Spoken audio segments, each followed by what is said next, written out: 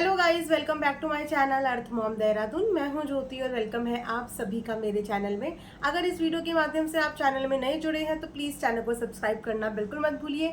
साथ ही नीचे एक बेल नोटिफिकेशन है जिसके लिए आप लोगों को नोटिफिकेशन बेल आइकन प्रेस करना है ताकि मेरे आने वाली हर वीडियो का नोटिफिकेशन आप सभी को सबसे पहले मिल जाए। जैसा कि आप देख सकते हैं कि मैंने बहुत ही ब्यूटीफुल सूट पहना है। ये एक्चुअली में बहुत ही ब्यूटीफुल है और इसमें आपको लाइनिंग भी मिलेगी। नीचे एक बहुत ही सुंदर रोज बना हुआ है, अगर दिखा पाई तो दिखाती हूँ। ये देखिए, बहुत ही सुंदर पल्ले में रोज बना है जो इतना सुंदर लग रहा है। कम्युनिटी में मैं पूरा डाल दूंगी ना इसका फोटो, तो आप लोगों को देखने में मजा आएगा। आगे और बैक में दोनों में प्रिंटेड है और ये काइंड ऑफ सिल्क का कपड़ा है और इसलिए इसके अंदर लाइनिंग भी डली है। साथ में सुंदर सा दुपट्टा भी है। ये एक पार्टी वेयर सूट है लेकिन बहुत ही ज्यादा एलिगेंट है। अगर आप लोगों को पसंद आ रहा है तो पोस्ट में मैं इसका लिंक शेयर कर दूंगी और कमेंट सेक्शन में भी मैं सूट का लिंक पिन कर दूंगी, आप लोग जाके खरीदेगा जरूर। तो चलिए रिएक्शन वीडियो में हम लोग बढ़ते हैं आगे। अभी तक हम लोग वीडियो देख देख के रिएक्शन दे रहे थे लेकिन अभी तक हमारे दिमाग में ये चीज़ आई ही नहीं, एक्चुअली नहीं आई, क्योंकि हम लोग वीडियो देख के रिएक्शन दे रहे थे कि किस तरीके से अगर आपके दिल में किसी के लिए हेट है और आप उसको दिल ही दिल में अपना दुश्मन बना चुके हैं तो आप किस तरीके से उस इंसान के लिए सबूत बना सकते हैं। इसका नमूना भी हमने बीते दिनों देख लिया और आज एक और बड़ा खुलासा और हुआ है। एक्साइटेड है ना जानने के लिए आप लोग? डोंट वरी, मैं आपको बिल्कुल बताऊंगी।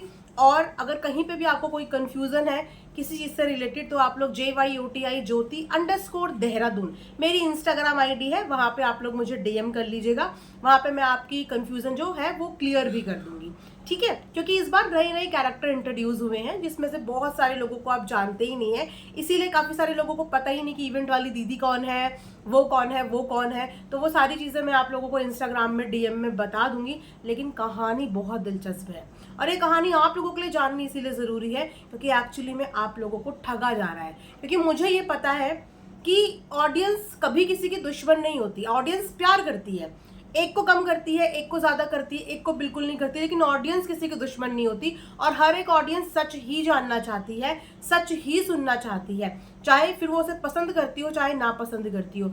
जगत दीदी के लिए मैं भी रिएक्शंस बनाती हूँ, जगत भैया के लिए एक टाइम पे मैं भी नेगेटिव रिएक्शंस बनाती थी, लेकिन जगत दीदी के लिए कभी कुछ क्रिएट नहीं करना पड़ा कि उनके लिए कुछ फेक चीजें क्रिएट करनी पड़े। उनके पोल खोलने वाले लोग खुद सामने से आके उनके बारे में बात करके जाते हैं और फिर हम उस पर वीडियोस बनाते हैं, या वो खुद ऐसी कोई हरकत करती है जिस पे हम वीडियोस बनाते हैं। लेकिन कभी भी मैंने आज तक नहीं सुना कि किसी ने, 4 लोगों ने, 5 लोगों ने मिलके जगत दीदी के अगेंस्ट कुछ क्रिएट करने की कोशिश करी। आप समझ रहे हो? कुछ झूठी चीजें क्रिएट करके उनको कंट्रोवर्सी में फंसाने की कोशिश करी हो, ऐसा नहीं किया है। उनके ऊपर रिएक्शंस इसीलिए आते हैं क्योंकि उनसे रिलेटेड लोग आके उनको एक्सपोज करते हैं, जैसे कि अभी इवेंट वाली दीदी ने एक्सपोज किया, इसीलिए रिएक्शन आए। लेकिन किसी ने पीठ पीछे क्रिएट नहीं करा उनको झूठा फंसाने का, कभी भी क्रिएट नहीं करा। लेकिन जगत भैया के लिए अब 2 बार हमने एग्जाम्पल देख लिए हैं प्रूफ्स के साथ कि किस तरीके से इतनी बड़ी बड़ी बातों में 2 बार उनको फंसाने की कोशिश की गई।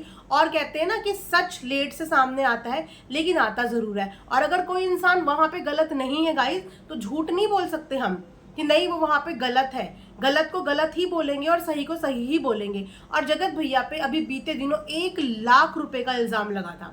आप लोगों ने देखा होगा ना कि कैसे वो न्यूज सोशल मीडिया पे आई, कैसे उस न्यूज का हवा बना, बिना किसी प्रूफ के, बिना किसी सबूत के सीधा सीधा एलिगेशन लगा दिया गया कि इस इंसान ने 1 लाख रुपए का ऑफर किया था पार्ट बनने के लिए इवेंट का। ठीक है, ये उड़ी, लेकिन इसके अंदर की सच्चाई धीरे धीरे सामने आ रही है। क्योंकि जब जिस लेडी का इवेंट वो था, जब वो इवेंट वाली दीदी आई तो उन इवेंट वाली दीदी ने बोला कि मेरी तो कभी जगत भैया की फैमिली से आज तक बात ही नहीं हुई, कभी भी मेरी इनसे बात नहीं हुई। फिर उन पे सवाल आया कि अगर उनसे आपकी बात नहीं हुई तो आपको ये 1 लाख का ऑफर किसने दिया, किसने आपको ये 1 लाख का ऑफर दिया? फिर जब 1 लाख के ऑफर का सवाल उनसे पूछा तो उन्होंने बोला किसी बीच के मीडिएटर ने मुझे ये बात बोली। जब उन्होंने टर्म यूज करी मीडिएटर तो सबका जो सुई है वो MG की तरफ गई क्योंकि वो उनके क्लोज है, उनके अच्छे फैमिली फ्रेंड्स हैं, फैमिली टर्म्स उनके अच्छे हैं, तो उसकी तरफ बात गई। लेकिन उस बात को क्लियर करते करते आज पूरे 6 से 7 दिन हो गए, लेकिन क्लियर हो गई। अब फिर इवेंट वाली दीदी ने पैनल ज्वाइन किया और उनसे फिर उसी चीज से रिलेटेड सवाल पूछे कि वो 1 लाख वाला मुद्दा अभी तक आप क्लियर नहीं करके गए हो, क्योंकि आप ही का नाम लेके सोशल मीडिया पे वो खबर आई थी, आप ही के नाम के साथ वो खबर आई थी। तब उन्होंने वो मुद्दा क्लियर किया। सबसे पहले उन्होंने बताया कि उनकी जो फ्रेंडशिप है वो हमारी रिएक्शन वाली जो बहन है उनके साथ उनकी बहुत अच्छी फ्रेंडशिप है, और उन्होंने ही उनको वो बात बताई।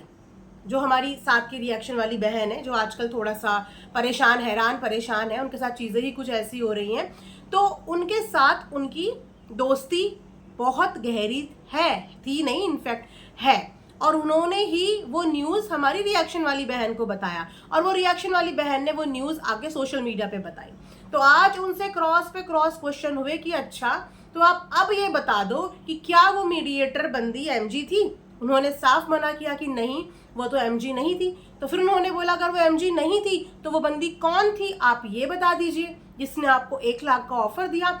तब उन्होंने बोला कि उसको मैं जानती नहीं, मुझे उसका नाम वगैरह कुछ पता नहीं। तो फिर उनसे सवाल किया गया कि चलो आपको नाम नहीं पता, आपके पास फोन आया था, आपने कहा आपने कॉल बैक भी उनको किया है, तो आप उनका नंबर दे दीजिए। डिटेल्स आजकल नंबर से बहुत आसानी से निकल जाती है, आप उनका नंबर दे दीजिए। तो उन्होंने नंबर में भी टाल मटोल और गोल मटोल बातें कर दी। उन्होंने बोला मैंने नया फ़ोन लिया है, मेरी हिस्ट्री नहीं है, मतलब हिस्ट्री क्लियर हो चुकी है कॉल लॉग्स की, और ये इवेंट बहुत पुराना है, हज़ारों की तादाद में मुझे कॉल आता है। बट मैं बताऊं अगर कोई इंसान निकालना चाहे ना तो बहुत आसानी से ये चीज़ ढूंढ के निकाल सकता है कि उसको किसका कॉल किस नंबर से कब आया था, अगर वो देने की इंटेंशन रखता है। इसका मतलब कहीं ना कहीं ये कहानी में सच्चाई थी ही नहीं, ये कहानी सिर्फ कुक करी गई। क्योंकि इवेंट वाली दीदी ने एक चीज और बताई कि जगत दीदी को इवेंट में बुलाने के लिए हमारी रिएक्शन वाली बहन ने भी उनको दरख्वास्त करी थी कि प्लीज उसको इवेंट में बुला लो, उसकी हालत देखो, मतलब अपनी तरफ से, क्योंकि उनका एक सॉफ्ट कॉर्नर है जगत दीदी की तरफ जिसमें मुझे कोई भी आपत्ति और कोई भी प्रॉब्लम नहीं है। हर किसी का एक सॉफ्ट कॉर्नर किसी की तरफ हो जाता है, झुकाव किसी की तरफ हो जाता है, मुझे उस चीज से कोई लेना देना नहीं है। लेकिन मैं बात बता रही हूँ जो उन्होंने बोली कि हमारी रिएक्शन वाली बहन ने भी उनको ये बोला कि आप जगत दीदी को इवेंट में बुला लो, उनकी हालत ऐसी है, ऐसा वैसा करके। तो उनके भी कहने पे उन्होंने जगत दीदी को इवेंट में इनवाइट किया था, ऐसा इवेंट वाली दीदी ने बोला है। तो इवेंट वाली दीदी से क्रॉस क्वेश्चन करना, अगर इससे रिगार्डिंग कोई भी क्वेश्चन हो, हमारा काम सोशल मीडिया पे आई हुई बातों पर रिएक्शन करना है और चर्चा करना है। तो यहाँ से अब क्या हुआ है ना कि इवेंट वाली दीदी अपने ही जाल में फंस गई। या तो ये सिर्फ मुद्दा राज फैमिली को या बोलो जगत भैया की फैमिली को फंसाने के लिए अगेन क्रिएट करा हुआ था। ये 1 लाख का मुद्दा सिर्फ क्रिएट किया हुआ था कि इस मुद्दे को सोशल मीडिया पे लाके हाइप बना दो, इनको बदनाम कर दो, और ऑडियंस कहीं ना कहीं उनकी नफरत में इतनी अंधी है कि वो आपसे क्रॉस क्वेश्चन भी नहीं करेगी। क्या आपकी बोली हुई बातों का आपके पास सबूत है? आपने किसी पे 1 लाख का एलिगेशन लगा दिया, लेकिन आप ये बोल रहे हैं कि सामने वाले ने आपसे बात भी नहीं करी, किसी बीच के बंदे ने करी, और अब बीच के बंदे की अता पता लापता कर दिया। तो यहाँ से ये साफ जाहिर होता है कि वो भी एक कुक करी हुई स्टोरी थी, जो कि राज फैमिली के अगेंस्ट में कुक करी गई थी। राज फैमिली से मेरा कोई खास लगाव नहीं है, या वो मेरे बहुत ज़्यादा फेवरेट नहीं है, लेकिन यहाँ पे बात सच और झूठ की है कि झूठ क्यों, किसी को फंसाने के लिए, किसी से नफरत में, किसी को आप पसंद नहीं करते हो, लेकिन वो इंसान आपका बिगाड़ कुछ नहीं रहा है। अगर कोई इंसान को आप नहीं पसंद करते हो बट वो इंसान आपको कोई हार्म नहीं पहुंचा रहा है, तो फिर आप बदले में उस इंसान को हार्म क्यों पहुंचाना चाहते हैं? वाई? मुझे सिर्फ इतनी बात समझ में नहीं आ रही है कि बार बार जगत फैमिली के लिए इतनी सारी स्टोरीज कुक क्यों की जाती हैं। 1 लाख वाली स्टोरी गाइस वो भी यहाँ पे सरासर फेल होती है, क्योंकि उस स्टोरी का कोई सोर्स सामने नहीं आया। कोशिश की गई, एक नाकामयाब कोशिश की उस 1 लाख का मुद्दा बनाते, जो कि बना भी, मुद्दा बना, 1 दिन तक वो मुद्दा बना, लेकिन जब दूसरे दिन से लोगों ने इस मुद्दे पे सबूत मांगने शुरू करे ना, ऐसा तो राह चलता कोई किसी पे भी कल को एलिगेशन लगा देगा, कल को आप पे लगा देगा एज एन ऑडियंस, कल को मेरे पे लगा देगा, किसी और पे लगा देगा। हुआ थोड़ी हो रखा है कि आप किसी की भी इमेज को झूठा डिफेम करते रहो, और वो भी क्यों? क्योंकि शायद आप कहीं ना कहीं उसे पसंद नहीं करते। तो मैं आप लोगों से सिर्फ इतनी रिक्वेस्ट करूंगी कि जब भी आप किसी की कोई भी चीज़ सुनते हो ना, एक बार अपनी आवाज उठा के ये तो बोला करो कि आपने जो ये इतनी बड़ा एलिगेशन लगाया है, क्या आपके पास इसका कोई रेफरेंस है? मैं नहीं बोलती कि प्रूफ लगाओ, बट कोई रेफरेंस है, कुछ छोटा सा इत्तू सा रेफरेंस? या फिर आप लोग सिर्फ किसी ने बोल दिया और आप उस बोली बातों पे विश्वास कर दोगे? कल को अगर मैं जगत दीदी के लिए कोई कहानी यहाँ पे कुक करके चली जाऊं, तो क्या आप लोग मुझसे उसके लिए क्रॉस क्वेश्चन नहीं करेंगे? एक छोटा मोटा रेफरेंस तो मांगेंगे, और मांगना भी चाहिए। चाहे आप मुझे कितना प्यार करते हो, चाहे प्यार नहीं करते हो, लेकिन अगर मैं भी कोई कहानी आपको सुना रही हूँ, जिस कहानी में मैं किसी के ऊपर कोई मेजर एलिगेशन लगा रही हूँ, तो एटलीस्ट आप मुझे ये बोल सकते हो कि दीदी आपने जो ये बात बताई है, कि आपके पास इसका कोई रेफरेंस है, कहीं से आपने ये लिया होगा, कहीं से आपको पता चला होगा, क्या हम वो रेफरेंस देख सकते हैं?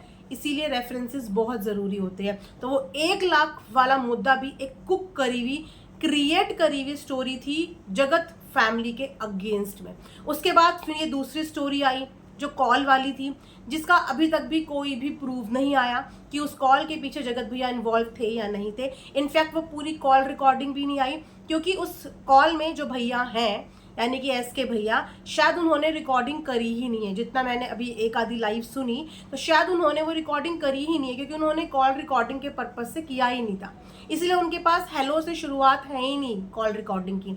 लेकिन जिन्होंने वो रिकॉर्डिंग पूरी डाली है, मतलब आधी डाली है, उन्होंने अगर रिकॉर्ड किया है तो उन्होंने शायद पूरा रिकॉर्ड किया होगा, तो ये अब उनकी जिम्मेदारी बनती है कि वो इस चीज़ को पूरा डाल दें। क्योंकि किसी पे बेबुनियाद इल्ज़ाम लगाना, क्योंकि आपको सिर्फ शक है, डाउट पे तो यार पुलिस भी सज़ा नहीं देती कि आपको डाउट है, इस चीज़ पे पुलिस भी सज़ा नहीं देती। और जब कॉल करने वाला बंदा यानी कि SK भैया ने खुद ये बात कबूल ली कि उनका इस कॉल के पीछे राज फैमिली का, जगत फैमिली का कोई भी इन्वॉल्वमेंट नहीं है, और अगर उनका इन्वॉल्वमेंट होता तो इतनी भड़कते हुए ना तो आंटी आती वीडियो बनाने, ना ही इतने भड़कते हुए जगत भैया खुद आते वीडियो बनाने। जिस दिन उनके ऊपर ये धमकी वाला एलिगेशन लगा था ना, दोनों माँ बेटे आके वीडियो बना के गए थे, और जगत भैया ने साफ क्या बोला था कि अपने ही दोस्तों से कॉल करवा के मुझे फंसा दिया, क्योंकि तब तक उन्हें आइडिया ही नहीं था कि कॉल में ये बंदा है कौन। जैसे कि मुझे भी शुरुआत में आइडिया नहीं था, क्योंकि मैं आवाज़ को रिकॉग्नाइज कर ही नहीं पाई, क्योंकि मैं पहचानती नहीं थी उनको। बाय आईडी ज़रूर मैं जानती थी, क्योंकि मैंने अरमान मलिक के टाइम पे उनकी आईडी देखी थी। वो कहानी भी मैं दूसरे चैनल पे आप लोगों को बताऊंगी। तो आवाज़ मैं भी रिकॉग्नाइज नहीं कर पाई। इसी तरीके से जगत भैया भी नहीं समझ पाए, तो उन्होंने क्या बोला था अपने व्लॉग में आके कि अपने ही दोस्तों से कॉल करवा के मुझे फंसा रही है, ऐसे बोला था ना, झूठी कॉल करा के, क्योंकि तब तक उन्हें आइडिया ही नहीं था। और आंटी ये बोल के थाने जा रही थी कि हमारे नाम से लोग अगर धमकी दे रहे हैं तो कल को हम इसमें फंस जाएंगे, कि अगर हमारे नाम से किसी को धमकी आ रही है, किसी की फैमिली को हार्म करने की धमकी आ रही है, तो वो तो इसीलिए जा रही थी।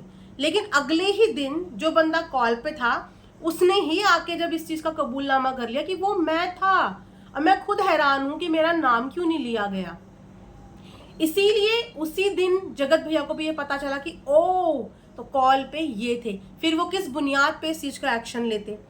पहले तो वो ये सोच के एक्शन ले रहे थे ना कि किसी रैंडम इंसान ने आउट ऑफ हेट, नफरत में कहीं हमारे नाम से धमकी दे दी हो। लेकिन जब उन्हें पता चला कि ये धमकी देने वाला कोई बुरा इंसान नहीं था, ये तो एक नोन बंदा है, जो कि दोनों का नोन बंदा है, तब उन्होंने अपने कदम वापस लिए। और कहीं ना कहीं यहाँ पर भी ये प्रूव हो गया कि उस धमकी में भी इन लोगों का इन्वॉल्वमेंट नहीं था। तो ऐसे 2 बार चीज़ें कुक हुई हैं, जहाँ पे जाने अनजाने जगत परिवार के ऊपर एलिगेशंस लगाए जाने की कोशिश की गई है। मैं मानती हूँ कि बहुत सारे लोग उनको पसंद नहीं करते, मैं ये भी मानती हूँ, लेकिन मैं ये भी मानती हूँ कि किसी को नापसंद करने का मतलब ये कभी नहीं होगा कि हम उसको, जो चीज़ उसने करी ही नहीं है, उस चीज़ के लिए हम उसको सज़ा दे दें, या उस चीज़ के लिए हम उसको गुनहगार बता दें। ये तो हमारी अपनी खुद की ईमानदारी पे बात आ जाएगी ना, कि हम मतलब क्या कर रहे हैं, तो ये पूरी चीज़ें इस समय पे सोशल मीडिया पे बहुत बुरी तरीके से चल रही है। एक के बाद एक मोहरे खुल रहे हैं, एक के बाद एक चीज़ें एक्सपोज हो रही हैं कि और कुछ यहाँ पे नहीं चल रहा है। कंटेंट क्या आ रहा है, व्लॉग क्या आ रहा है, इस पर बहुत कम लोग बात कर रहे हैं। एक्चुअली बहुत कम लोग बात कर रहे हैं, और जेन्युइन लोग अपने कंटेंट पे स्टिक हैं कि हमें व्लॉग देखना है, व्लॉग करके जगत भैया को जितना मर्जी क्रिटिसाइज करो। मेरी और भी बहनों से हाय हेलो है, मैं ये नहीं बोलूंगी कि मेरी बहुत अच्छी फ्रेंडशिप है, बहुत अच्छी फ्रेंडशिप किसी से नहीं है, एक दो जने से है जिनसे मैं बोल सकती हूँ मेरी बहुत अच्छी फ्रेंडशिप है। बाकी मेरी नॉर्मल हाय हेलो कैसे हो इतना सबसे है। और बहुत सारे लोग जगत भैया को क्रिटिसाइज भी करते हैं, बट कोई ऑब्जेक्शन नहीं है, कोई प्रॉब्लम नहीं है, क्योंकि सब अपना काम कर रहे हैं, अपनी सूझबूझ के हिसाब से कंटेंट और वीडियो में से चीजें उठा रहे हैं और उस पर बात कर रहे हैं, जिसपे मुझे क्या किसी ऑडियंस को भी ऑब्जेक्शन नहीं होना चाहिए, क्योंकि यही चीजें हम भी करते हैं।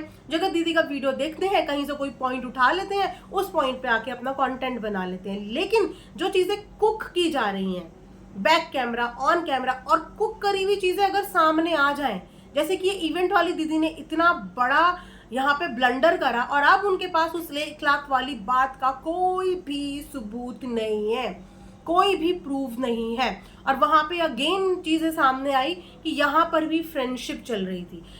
सो आई डोंट नो कि और कहाँ जाके ये सोशल मीडिया रुकेगा, थमेगा। मैं बस यही बोलूंगी कि थोड़ा सा चीजों को लेके संभल जाओ, वरना ये एक ऐसा दलदल है ना कि अगर आप इस दलदल में फंस गए ना तो निकलना बहुत मुश्किल हो जाता है, बहुत मुश्किल। एक इमेज को बनाने में ना बहुत साल लग जाते हैं और उस इमेज पे दाग लगाने में ना बस चुटकी भर लगती है। तो थोड़ा सा इन चीज़ों को समझने की कोशिश करो, अपने आप को इन चीज़ों से बचाओ। मैं ये भी मानती हूँ जब इंसान नया नया इस प्लेटफॉर्म पे आता है ना तो इस प्लेटफॉर्म को समझने में वक्त लगता है, मुझे भी वक्त लगा। 1-1.5 साल तो मैं समझ ही नहीं पाई कि यहाँ पे हो क्या रहा है, क्योंकि जो यहाँ पे नया होता है ना वो एकदम से इमोशनली इन्वॉल्व हो जाता है।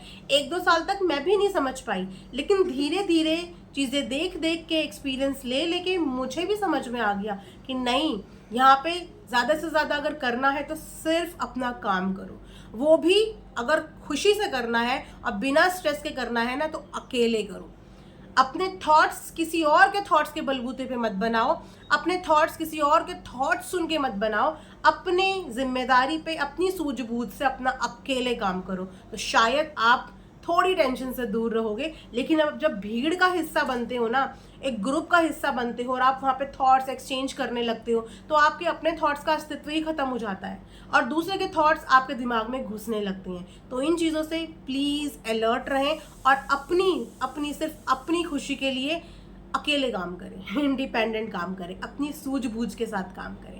इसी के साथ ये रिएक्शन वीडियो मैं यहाँ पे एंड करती हूँ। आई होप कि आप सबको पसंद आया होगा। जल्दी से कमेंट सेक्शन में लिखिए कि वीडियो कैसा लगा और नए चैनल को भी सब्सक्राइब कर देना जाके। Thanks for watching earth mom Dehradun.